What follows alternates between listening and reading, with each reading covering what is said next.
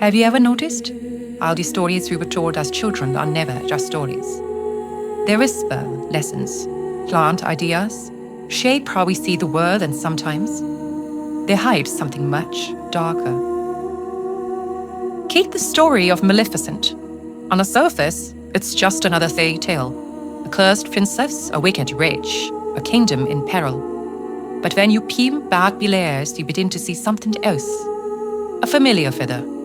A figure whose story has been retold again and again, but with just enough distortion to make us doubt what's true. Because the Maleficent's rise and fall, in her curse and her redemption, I can't help but see the shadows of another story. One far older, one reaching into the very fabric of our existence. This is not just fantasy, this is a mirror. And once you see it, you can't unsee it. Welcome to After the Dusk. There was once a horned being, a creature of beauty and power, with wings so vast they tracked behind her when she walked. She lived in freedom, in light. She needed no throne. But the king, the ruler of men, was not content. His greed demanded more. He looked at her land, her freedom, her power, and he wanted it. And because she refused him, she became his enemy. So the king made a vow: whoever destroys this creature, I will give him my throne. The one who betrayed her was the one who once loved her. He could not kill her, so he drugged her, cut off her wings, and delivered them to the king. She awoke broken, stripped of her glory, and in her pain, her light turned to shadow. She swore vengeance, not on the king directly, but on the king's child. She cursed the child, declaring that on her 16th birthday her fate would be sealed. Terrified, the king cast his daughter away. He did not hold her close.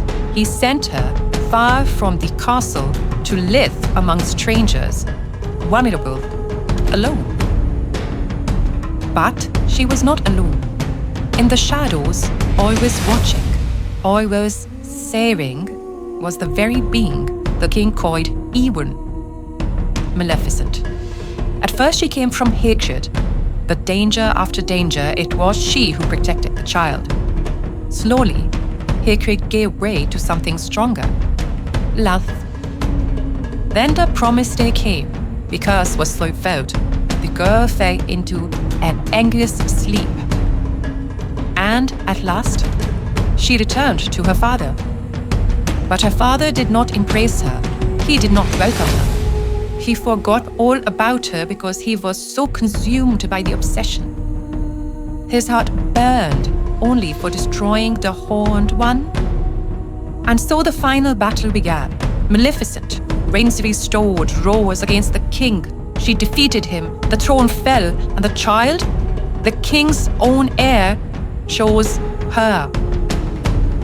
This is the story your children cheer for. This is the story they carry in their hearts. But what does it mean? Why are they telling us the story? Alright, now let's just stop here. Who does this remind you of?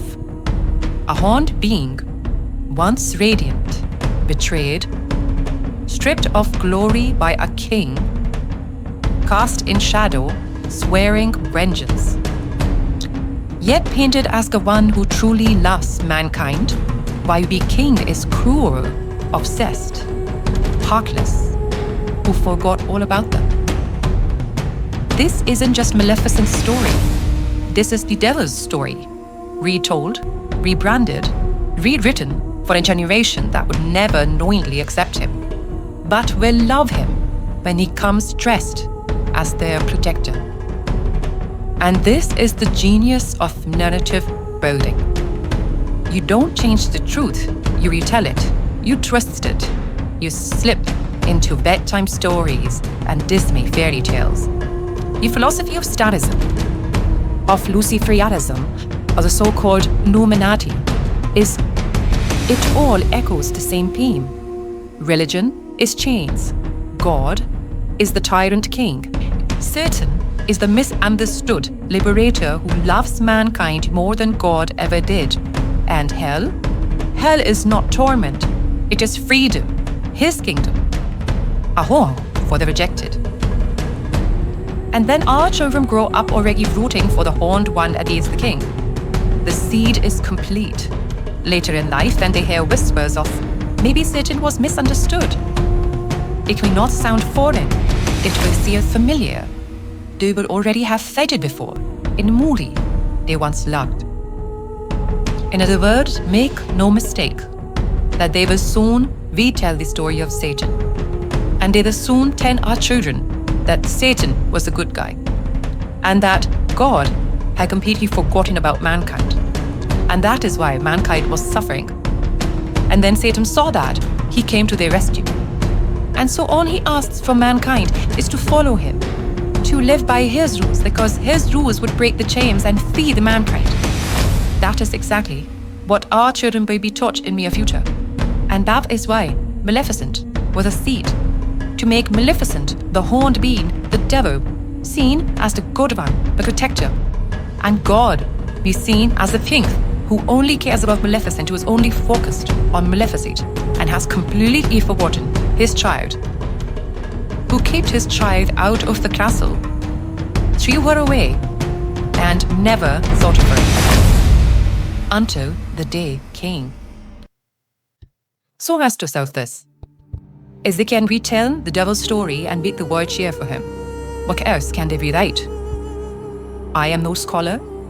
I am just someone who looks around and sees things happening that need to be said out loud. And I fear that if we don't say them now, if we don't confront them now, then it will be too late. How will we protect our children, our future generations, from the great deceiver? The solution? The solution is not to lock them away, not to chain them off from the world, because Satan is everywhere and he will find ways to whisper. The real solution is to make our children see him clearly, to understand who he is, what he wants, and how he deceives. In this age, our children should know about Satan just as much as they know about our prophets. They should know the difference between his promise and the truth. But that story of the prophets, of what really happened to them, what still awaits us, is not being told right. It is not being told how it should be told to our children now, that they see a devil's story portrayed as Maleficent. But I intend to tell it that way.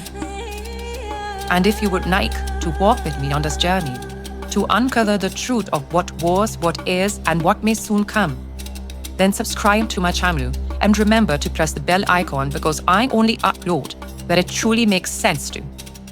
And remember, this is After the Dusk.